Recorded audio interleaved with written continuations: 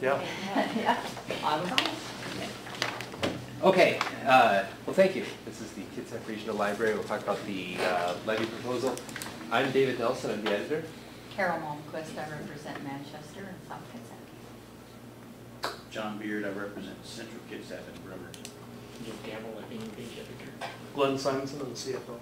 And we have two members who are missing today. Charles Horton, who's a publisher. He was here, now he had to run to somewhere. And then Luis Barantes is not here from North Kitsap, but that's why we have the video. They can catch up. And we'll all be involved in the discussion on what we endorse. I'll let you introduce yourselves, and then after you do that, why don't you take the first 4 minutes or so to kind of introduce what your levy is all about and what you're thinking, and then we'll just kind of go into questions and keep it fairly casual and conversational. I'm Wendy Rohrbacher, and I am the chair of Vote Yes Kitsap Libraries. I'm Jeff Brody. I'm the Community Relations Director of the Kitsap Regional Library. I'm Jill Jean, the very bad Jill Jean, whose phone is going off right now, and I'm the Library Director. I'm Gail Matheson. I'm on the Board of Trustees. As you know, we have 5 people who are on the trustees, and I represent South Kitsap, and I am also the president. Now we can focus again. Thank you. Okay. Okay. Go ahead. It feels like an uphill struggle after traffic.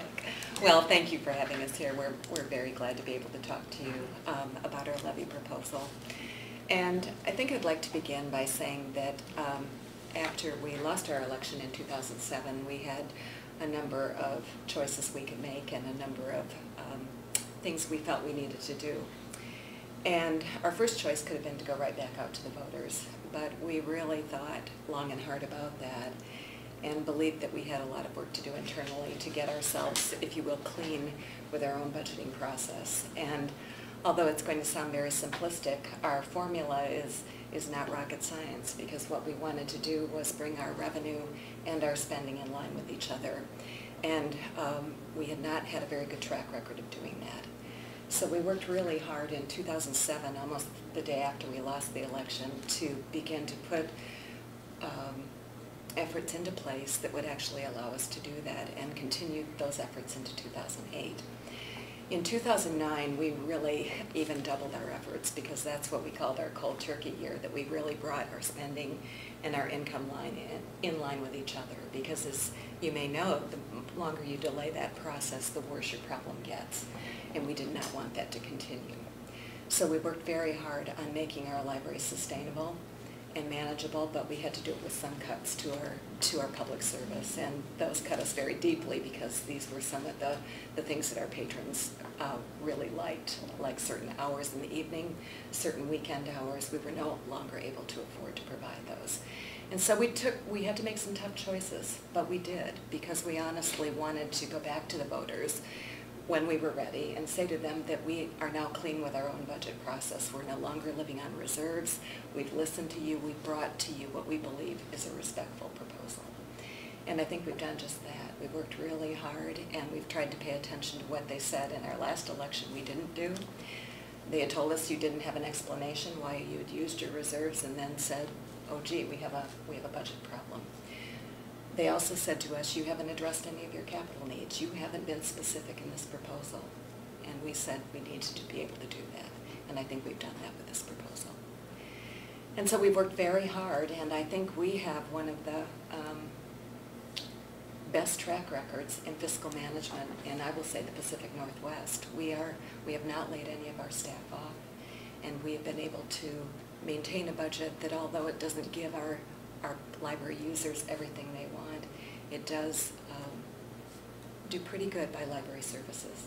However, we know that situation is going to get worse in the next few years, and we know in order to grow our system or to address some of our very glaring capital needs that we frankly have in each of our communities, some worse than others, we will need some extra support from our voters. So we're trying to react when it's not a crisis. We have about 2 more years left where we could make it okay, but we would not certainly be able to address any of our capital needs or give back to our users what they've already lost. So having said that, I'd like Jeff to tell you a little more specifically about what people will get for this levy. Well, I've passed out a sheet that shows you over a 10-year period how we would propose allocating the money that the levy would bring in. One of the things, as Jill said, that we heard after the levy in 2007 was people saying that they felt that we hadn't been specific about how the money was going to be spent. So one of the first things we did was create as specific a plan as is reasonable, given the fact that we're looking 10 years out. I mean, obviously, all kinds of things can happen between now and 2020, but we have created a plan that people can look at and they can challenge us as to whether they like what we're doing or not, and certainly there have been challenges, but so we've laid that out. I think one of the key things I would say is that the annual increase that we're talking about is $3.6 million. The proposal that we made last time would have been a $6.7 million annual increase of our levy, and that would not have addressed capital needs at all. It would have still required, if Silverdale was going to get a new library, it would have still required a separate bond issue paid for by Silverdale residents to have been passed in a separate vote. This proposal devotes capital money for a Silverdale library, and it does so with our operating funds using short-term bonding, which ultimately would save us, if compared to long-term bonding for the two buildings we're talking about building here, it would save us $14 million over the term of what the long-term bonds would be. So we feel like we are saving the taxpayers by going this route, but we're asking all taxpayers in the county to recognize that this is a system that serves everyone in the county, and that right now our two most dire needs from a capital standpoint are Kingston and Silverdale, and we're asking people to support us doing those two buildings first. So that's the basics of the plan. And however, if I could add, sure. We are not ignoring the capital needs of our other buildings either. So certainly users across our system would experience additional hours, additional technology, and better collections from this levy. But we also are including capital needs for each library in this levy proposal. So whereas we are building a Kingston and a Silverdale library, will also be impacting Port Orchard, Manchester, etc. in some pretty big way. And each of those is done in partnership with those communities. Is that That's correct? Is that kind of, and I know it's a different setup for each one of them. Silverdale, you're promising $1 million needs to be raised in addition. Is that right? Well, our building ownership is quite unique. Mm-hmm. The library system only owns 2 of its buildings, and the other buildings are owned by other either governmental entities or private entities. In the case of Manchester and in the case of Bainbridge, there are nonprofit corporations that own the buildings, and that we have agreements with each building owner that are different because they are different, and that are different because the buildings are different, and our partnership with them has to be different. So it's quite an involved situation. And so in each case, what we've done here in preparing our plan is we've asked the building owners to tell us what capital needs do you feel you have. In the case of a building like Little Boston, which is owned by the S'Klallam tribe, almost a brand new building. It was finished in 2007. You know, the capital needs there are very minor.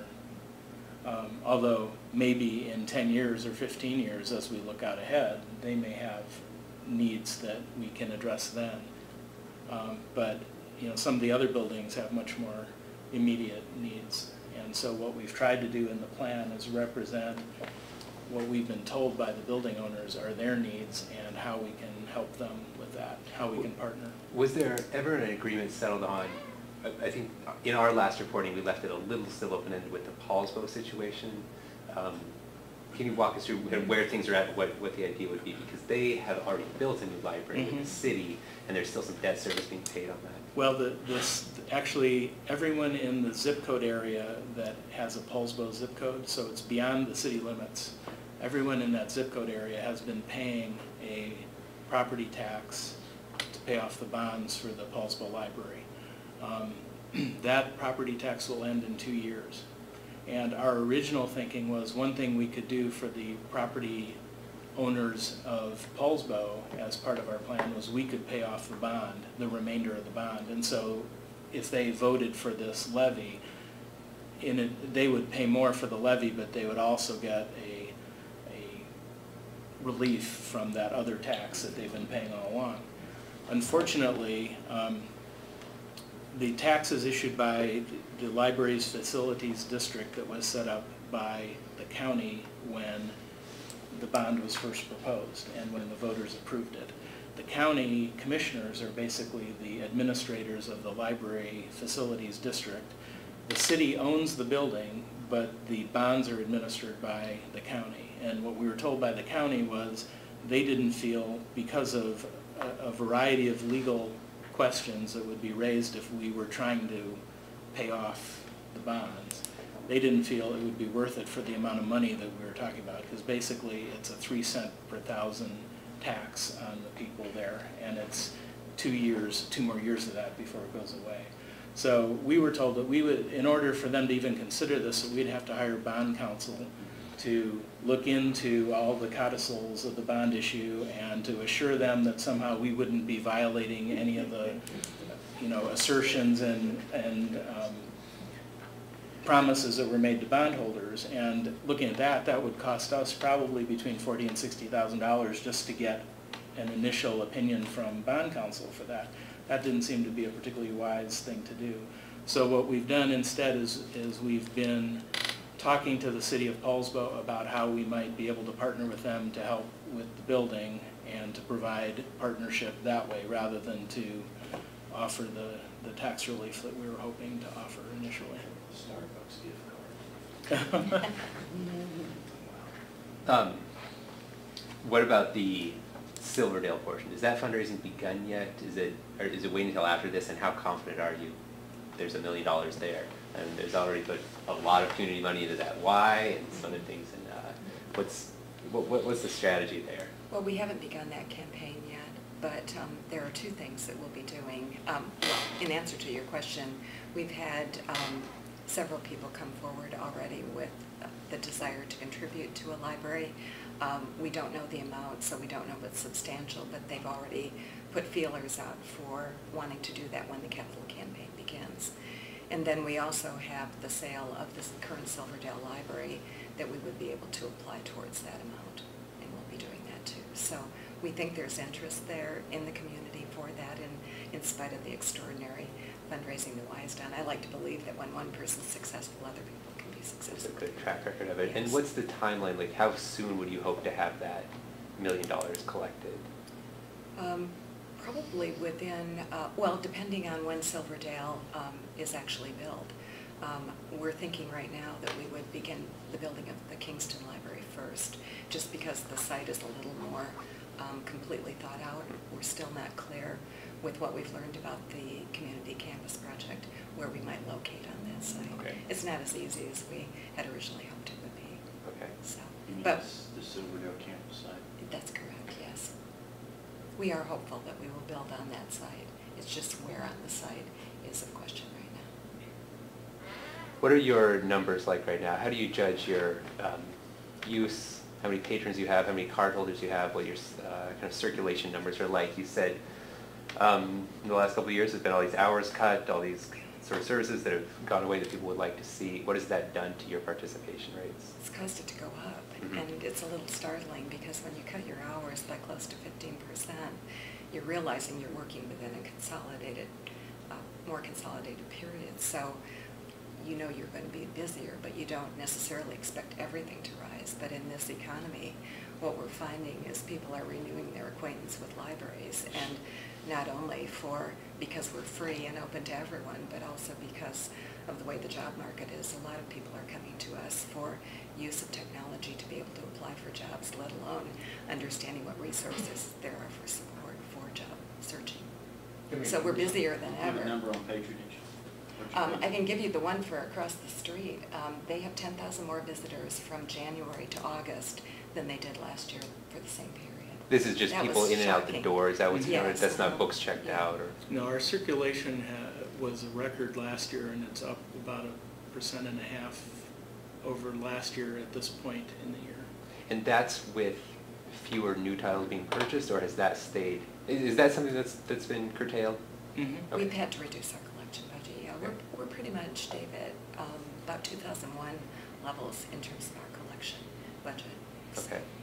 It's And gotten that's rougher that. and rougher. And so that isn't. I mean, the attention goes to the capital projects, I think, but you are putting money back into that. One of the ideas is buying more resources for the libraries, and Yes. there's some staffing money that I saw, not only just in Kingston and Silverdale, but other library locations would have 6 hours added. Is that?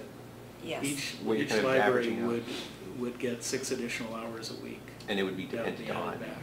And that would be almost immediately after I mean, basically, within a few months, obviously, we're not going to get the first levy dollar until April of next year, but we would be able to start adding hours back pretty much January 1st or shortly thereafter.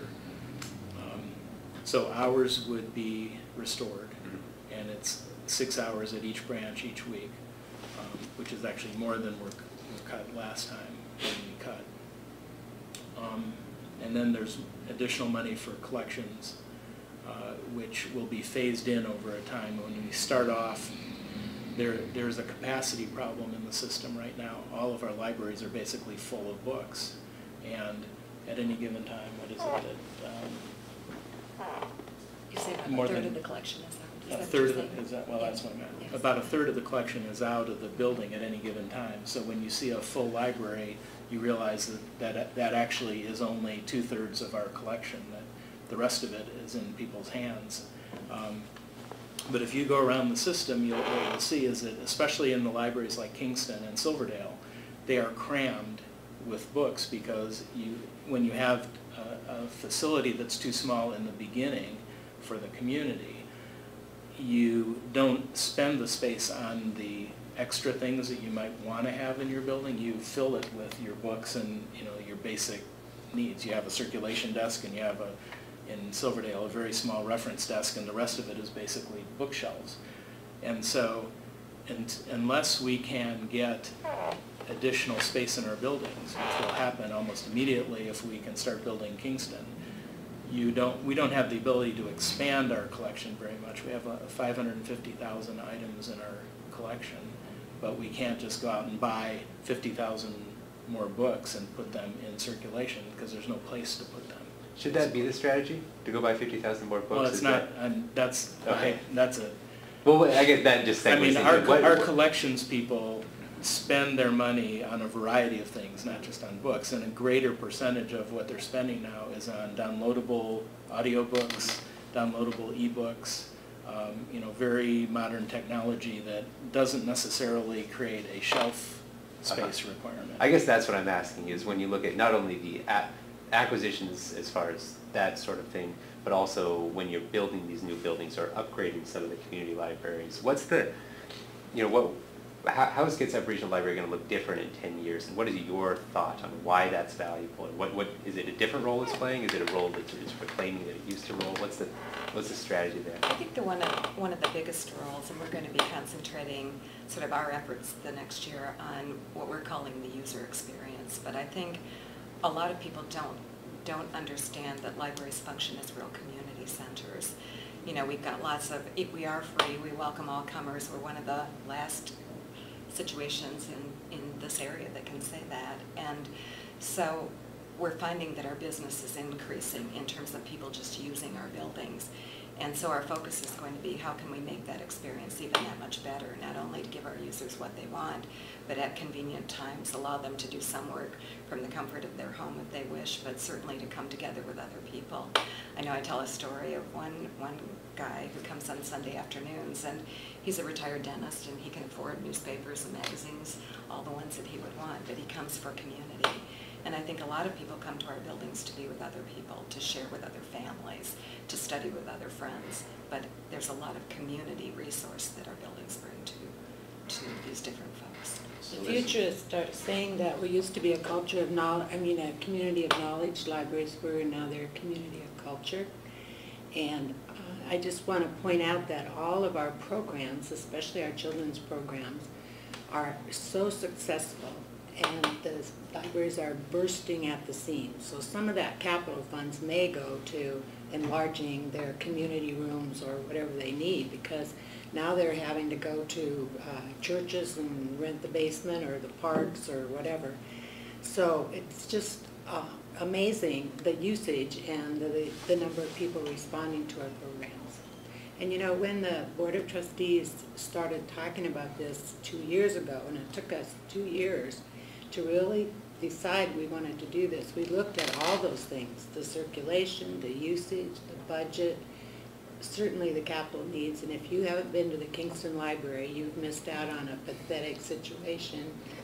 Somebody said it even smells, I don't know about that. But anyway, we looked at all those needs that were in the community before we made our decision. Besides the economy, the recession, and the result of that, the people are flowing into the libraries to use the computers, to print out resumes, to do job applications. Our technology, of course, as you well know, it needs to be updated all the time.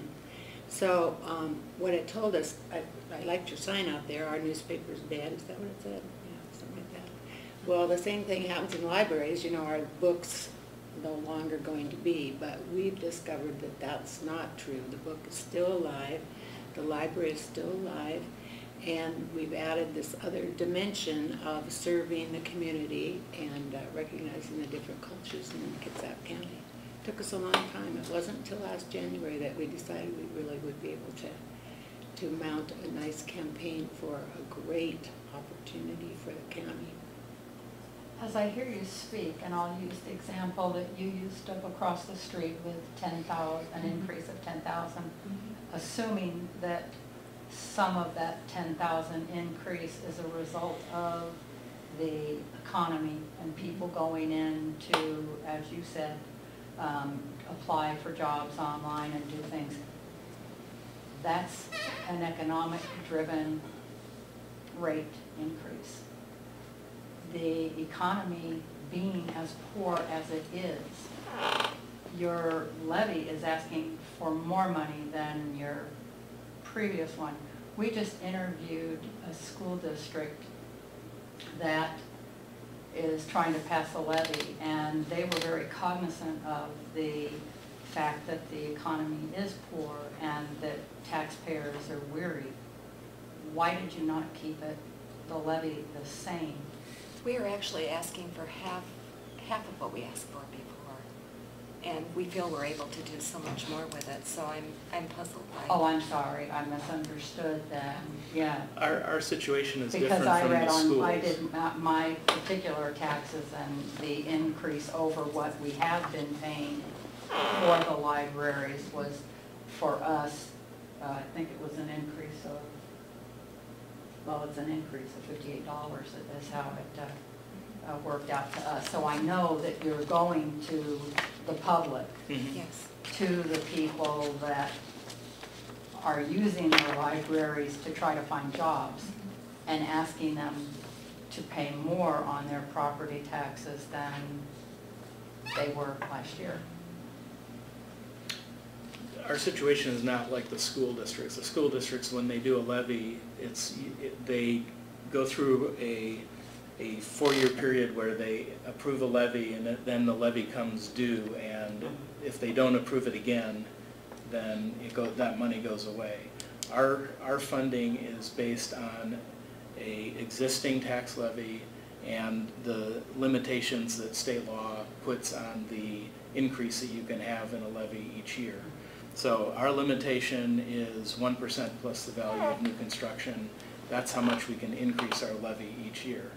So in good years, if you go back 5 years or so, we had 1 year where we actually had a 5% increase in our levy because we were booming as a county.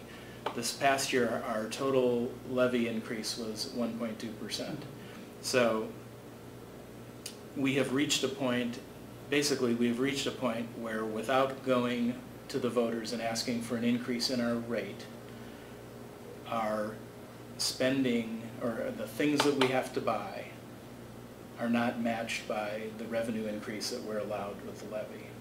So you're asking why we would ask for this in this year. You know, Ask I would, for more. well, because anytime we would come to the voters, we're in a situation where our levy increase is limited by the state 747 limits. So we get more every year limited by the state tax limitation, the levy limitation. And like I said, it's 1% plus the value of new construction. So every year, without a vote, we would get 1% plus the value of new construction. The law specifically says that if the district feels like we need to increase our levy by a larger amount than what would be allowed by law, we have an option of going to the voters and asking them for their support. That's what we've done. We believe for a typical, I don't know exactly what your home may be assessed at. It's a 13-cent increase per thousand valuation for the median home in Kitsap is about $260,000. The increase for a median home would be about $30, $32 a year. Yeah, I used your website to figure it So, out, but I guess my yeah. point was why ask for more, just right now? Because as Jill said, we're sort of at a key point in our budget curve, if you want to look at it that way. We've created a budget that is sustainable for a short period of time, and after that period of time, the increase that we're allowed by law cannot cover the costs that we see looking ahead. So this year, we did okay. Next year, if we don't get the levy, we can survive without further cuts or major cuts that you would see. The following year after that, we can show you that we're probably cutting hours again.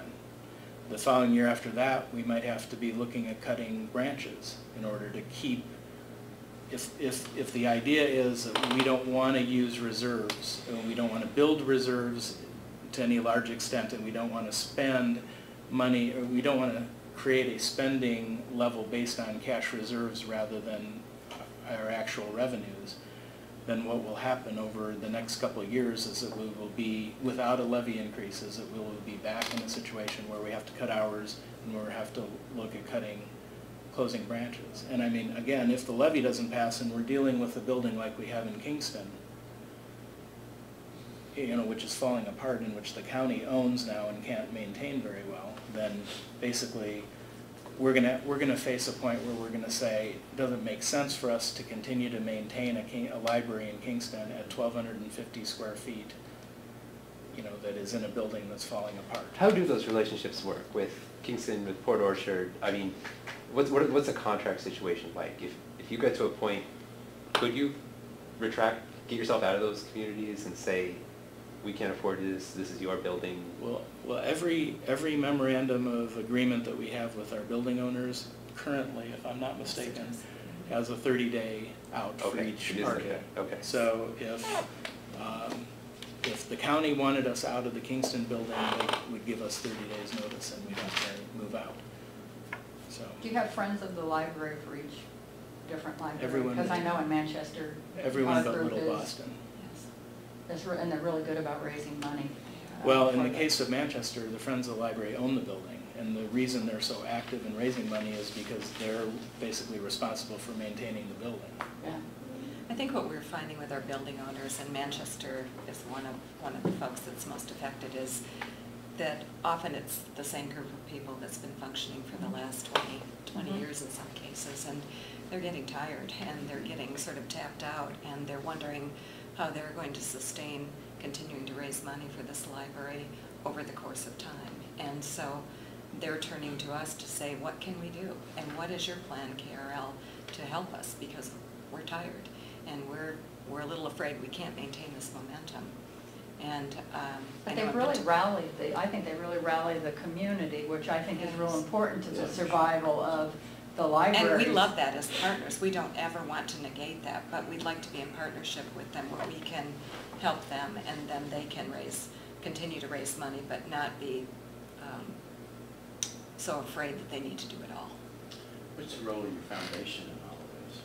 Our foundation has been developing to be even stronger over the last several years, and they're what I say, growing up to be a bigger organization. We've been kind of a small organization over the last probably 10 years, but in the last 2 years we've hired staff to really make that foundation sing, and they're finally starting to support the library in stronger ways than they've ever been able to do before. So do they have endowed funds presently? What are their assets at present? They do not. They're not that advanced yet, but they're hoping to get to that point. The staffing for the foundation has only been in the last 2.5 years. Yes. They're working on a legacy fund, They and they have very exciting events, raise money, and help us. They bought the last bookmobile that we have, and they support a lot of programs. Well, usually, for organizations, our schools have foundations, and a number of others, OC has a foundation. One of the things in communicating your need for these types of things is to reflect that though you have this great and novel and exciting things going on in your foundation at present, you do not have outside funding. You don't have state money. You don't have it all sits on these types of things to do what you need to do. And be truthful with voters and say, if this don't fly, first year's this, second year's this, third year's this, and goodbye Kingston, goodbye, all these other. The Vote Yes campaign has been going out into the community and talking to all different kinds of community groups. And I think that's something that they've really tried to put in front of people and sort of explain the why now issue. And part of that is the library's looking down the road and being proactive and trying to not put itself in a position where it's an emergency situation and people are going to be angry and sad because all of a sudden the library in their community is gone or a husk of what it used to be. As Jeff explained, if you look at the funding curves, the only responsible thing to do is to act now and to avoid that situation in the future. The campaign has done, I think, a pretty good job so far, and I know that we're still ramping up our efforts for this month, going to community groups and taking questions from people. We've done a lot of phone banking. Before the levy was approved by the trustees, we put on a fairly large phone banking effort to see what the temperature of the voters was, and our responses were really favorable. I know that the community groups that we've spoken to, we've had a lot of support from those groups. People actively wanting to help with the effort and joining us in our volunteer group. It seems like one of the best things you have, this is on Carol's point, about how that relationship in a place like Manchester or now Kingston with the Metro Parks District, there's obviously a commitment behind working with you guys. Is there a similar thing in Silverdale beyond just we want to raise a lot of money from donors? Is there something that kind of continues that ownership part in that building, or is it all, this is KRL and you run it all? Well, there is a group, a Silverdale Friends group, which originally came together and purely through donations and their own labor built the original Silverdale Library. The reason that we own the Silverdale Library now is because when Bangor was being developed as a submarine base and money was being made available through Trident Impact funds to improve community facilities, the only way that the library could qualify for money was if it was publicly owned and not privately owned. And so at that time, the Friends of the Library deeded the library building to KRL. And as a result, we did get Trident Impact funds to make the building, it used to be 16 by 16, or I think it was 16 by 32. It started out 16 by 16, then it grew to 16 by 32, and that's the front little part of the library now. And then when the Trident money was made available, they added the back part where all the books are. Is that money that still comes? No, that was like there for a few years. Just when it was starting. Right. It was for infrastructure improvements in the community to help accommodate the influx of new people that were coming from the. But now the Silverdale, there is still a Silverdale Friends of the Library. Yes. But it performs no role But, other well, than. no, they they have book fundraising. sales, they raise money for the library branch. I guess I'm thinking as being an investor in the property like Manchester or Right. some of these Well, other places. it's a different situation because the Manchester Friends still are the building owners. Where's your opposition, or where are you seeing opposition? People that are not happy about taxes, period. What do you think the Port Orchard annexation does to the vote? What are you hearing from those folks? Well, I think the residents of the city of Port Orchard, everything from confusion to, boy, we're glad we get a say in our own library. So I think I think the whole idea of annexation isn't quite understood. I think people had thought they were a standalone library before. So hopefully they aren't going to see a lot of difference, but they're sort of trying to figure out what is the difference here. So. And do you have, maybe it's preliminary to talk about what the vision would be for a facility down there?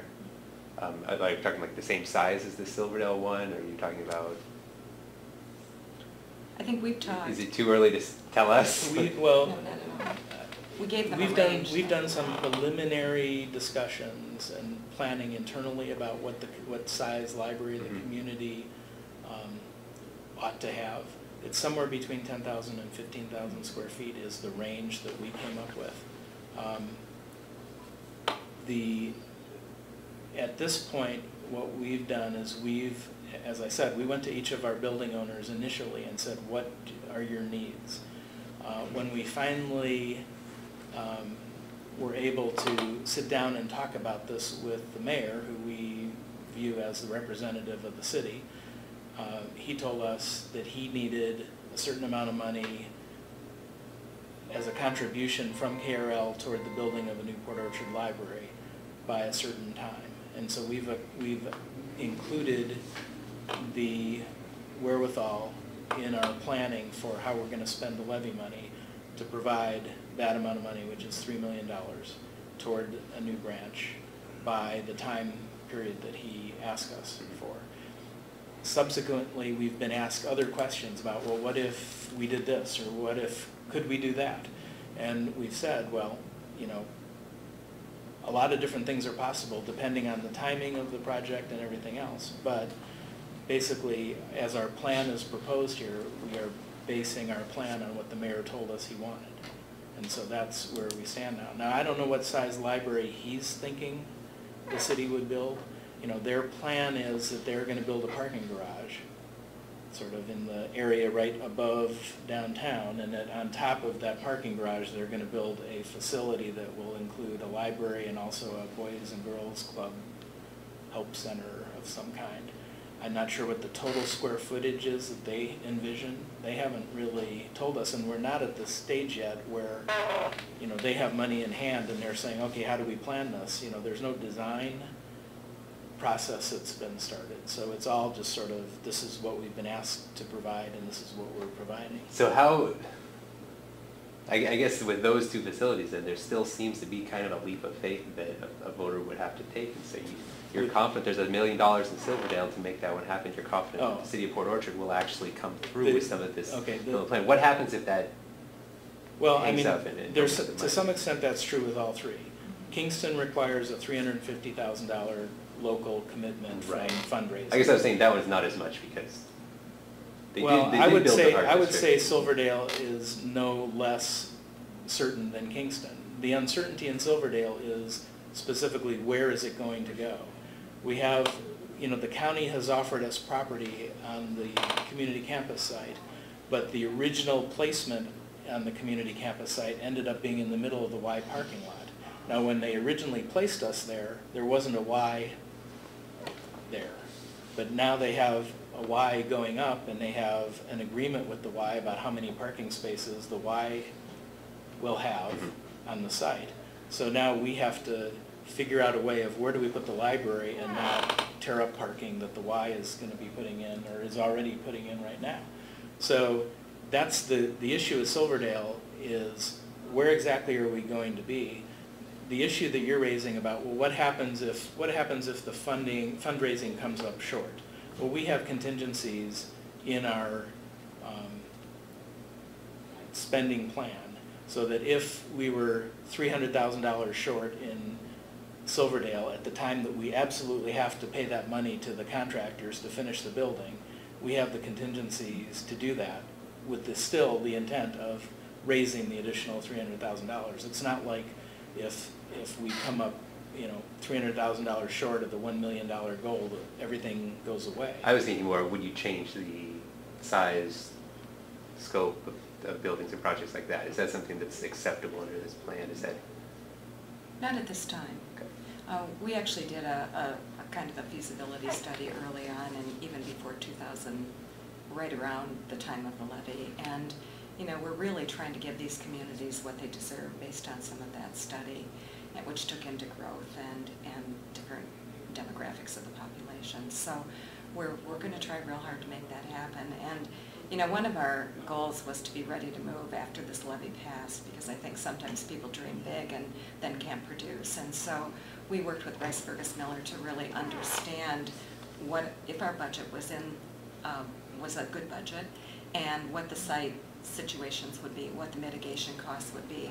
And so we have a very good understanding of both of these sites, more than we certainly did before we went into this work. And I think it's allowing us to be ready to move on these projects as soon as we have a determined location. Your offices will stay at Sylvan Way? That's correct, yes. We are not planning on moving It's administration. a really nice building next door. You may want to use post office. Unfortunately, the used post office model is what we're using in Port Orchard for our library. And post offices don't make very good libraries. They got a lot of bays and back for loading stuff, but not for taking. In Port Orchard, we were fairly neutral on the annexation because we get the money either way. But we're hoping that the vote that was very high to annex in will bring in a lot of voters. And also, if you recall, McCormick Woods is now part of Port Orchard too. So, and that's a large community and also a large community of library holders. We've been doing a lot of speaking to groups in Port Orchard, including Chamber of Commerce, and reminding them that the library brings 22,000 people a month to downtown Port Orchard. Also, the building where the current library is pretty valuable real estate that the city owns. And so I know that that's in part of their thinking is what about, and there's been some interest in buying the building, et cetera, et cetera. So they do have some asset in hand if you think about that real estate. When you talk about the kind of that 10-year vision for the library system, and you're more of a community center and all the rest of that, is there an effort or a plan in your head of how do you get more groups in using the library? You said otherwise they're going to use church basements or other places like that. How are you making this really a place where everyone is feeling welcome, is enforcing that idea that this is a place where you come to meet other people? What's the idea? Well, ultimately, it all revolves around excellent customer service, and we're about connecting people, our staff, with other people, and there's an amazing amount of people that come in just for the community that our staff offers to them, but we want that user experience to be something that's really great. Everything from, do our signs speak to them, to are our buildings clean, are they well maintained, do we not have leaks in the men's restroom, those kinds of things. But really taking into account all facets of that to make these places where families can, feel like they can be there for hours, or that our story hours are welcoming, or that we have story hours for babies. One of the things that's happened this year is we were able to really accent our adult programming in new ways, and we've reached almost 50% increase in attendance for those programs. It's just astounded even me. I expected some success, but not like this. And these are book clubs, literacy classes? Our community conversations that we're having with you folks, all of those things. Okay. Our one book, one community. Jazz concerts. The jazz concerts, sure. Yeah. And our summer reading program, we just saw the statistics at our board meeting on Tuesday, and they're just off somewhere, far. Off the charts. Well, one of the things I get a kick out of, I've got to share this for the sake of our Manchester person, is that we're almost afraid of our own success in Manchester because we're getting so many small children coming to our children's programs that the building simply can't hold them. And there was a bunny hop that they had back at Easter time that drew in almost 300 children. And what do you do with those numbers at a small little building like Manchester? You get a little nervous, but we know that there are families there that care deeply about their library and want to come. And now that we have a children's librarian there to really speak to them, we're getting folks in like never before. On the other side of it, just because you deal with the same issue that we deal with, is that we reach people online now, and that's Yes. really efficient, and it's no doubt the way of the future, but you still have to do the other part of the job too. What are you seeing as far as people who are using that system to search books, to reserve books, and how is have your hiring practices changed? Because I imagine you need more IT side folks than librarians, or maybe I'm wrong about that. Well, I think every time a position becomes available, we have to really think about it and be strategic and see how we might change that position to benefit our library system. And we actually call our website our 10th branch because it is so important to us. More people than ever before like to use our databases from the comfort of their own home or download their whatever downloadable product. But it's important. And do you have any idea what that growth has been like? I can't give you that. I don't know if Jeff can. We don't have metrics on our site the way we did here. We'll We don't know probably how get to many that hits point, we're. but- Okay.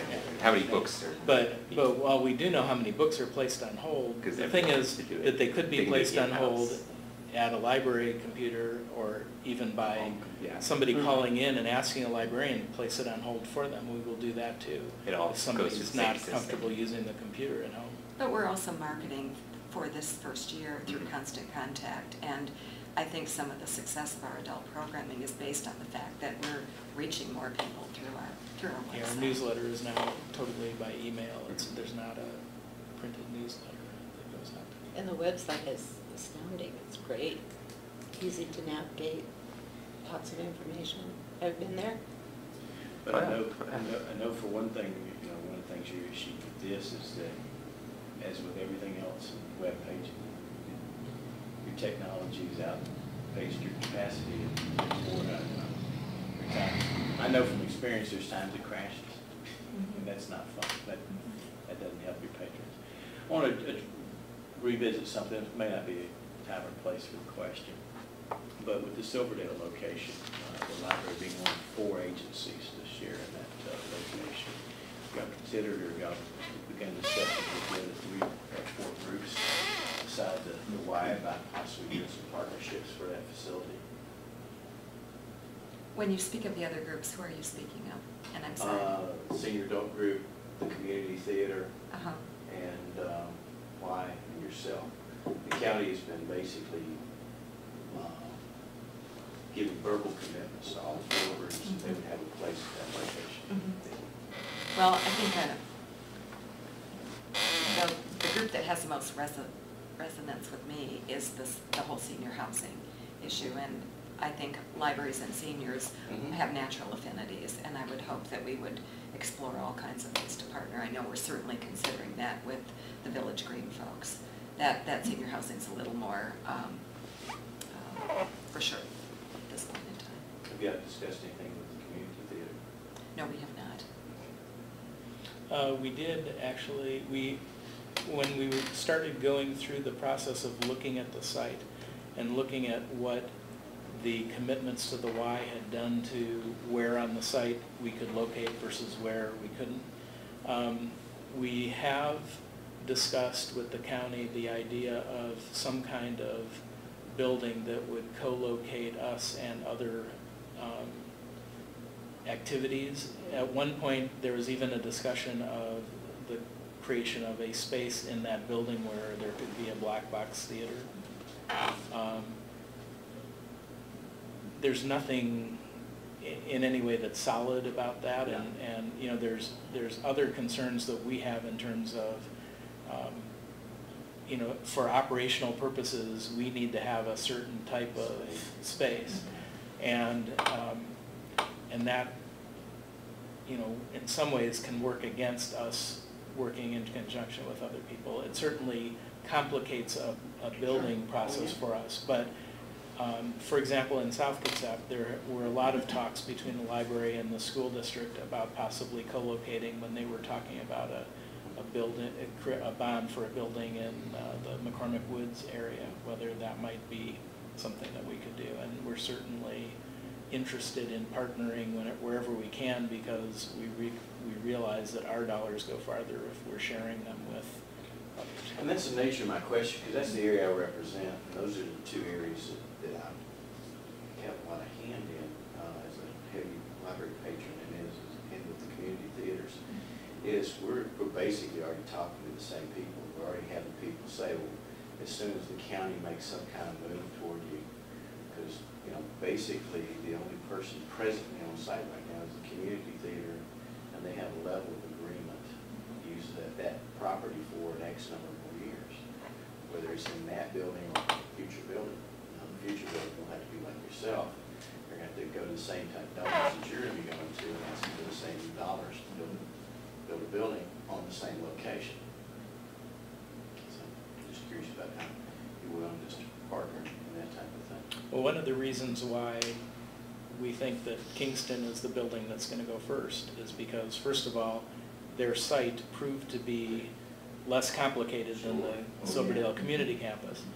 And secondly, because of the other possibilities in Silverdale, it's going to take us longer to work through what a library building might be there if it's part of a co-location with somebody else than it would be if we were just saying, we're going to build a library, we've got the space, we're just going to plop it down and start going. So that's why we're holding back a little bit on Silverdale, so that the opportunity to fully explore these possibilities happens. And I think we're at a point now where it's basically nobody's ready to talk because we don't have the money. If we pass the levy and we have the prospect now of being able to build a Silverdale library, then all of a sudden it's reality, and we can actually have a conversation with people and see what's possible. And then throwing that incorporation of Silverdale, that's just going to make everything else out there. We think we can still do it We'll if that still happens. do it. We'll still have a good group of people who listen. I do want to say, though, one group that we are partnering with, that we already have had conversations with, are the genealogists throughout the county. We have collections sort of strewn everywhere, with a major one down in Port Orchard, and they're very interested in locating that collection in our building so the entire county can have access to it. So they're some of our most enthusiastic supporters right now. Just a small detail clarification from earlier. You said you hadn't laid off any staff in the last few years. Have you reduced staff or reduced hours? We have reduced our staff in terms of the hours, yes, and we've reorganized positions. So we've done it through attrition and a reorganization of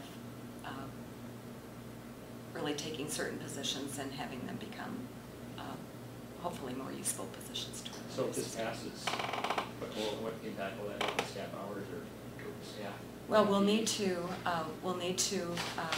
have extra operating dollars for larger buildings, and also to bring back the hours that we've lost. But one of the things that we will continue to practice is fiscal restraint, and we are not going to go crazy just because we have these dollars. And that's why we're being careful to plan them out so we do have dollars left to manage these larger buildings and manage our future. I think one of the things governmental groups don't do well is they don't plan for operations of larger buildings or operations of building over time.